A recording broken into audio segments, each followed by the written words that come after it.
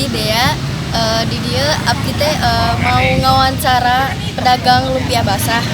Nah, yang mau ikut sok atuh ikutin we. Oke.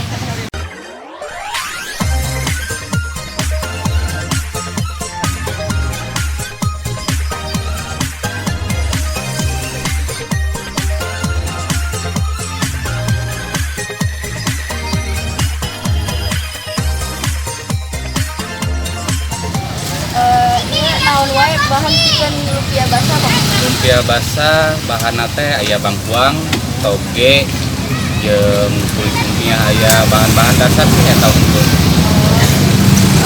Iraha bikin ini lumpia basah ieu. Tos sabaraha taun ya. Lami oge hampir 10 tahunan lah jalan di dieu.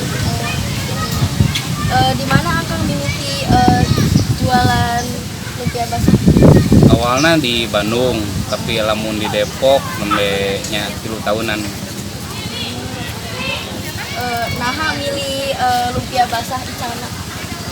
Namanya turunan sih, turunan walaupun bapak oge anu sepuh gitu di Calan Lumpia oge di Bandung. Abi nu neruskeun gitu. Saha nu jadi target pelanggan?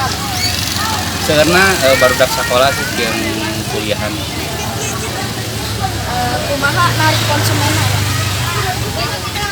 Seur naros-naros, seur gimana nanggapi komentar-komentar gitu jeung tong sombong gitu. Atur nuhun ya Bang. Ya, sama-sama.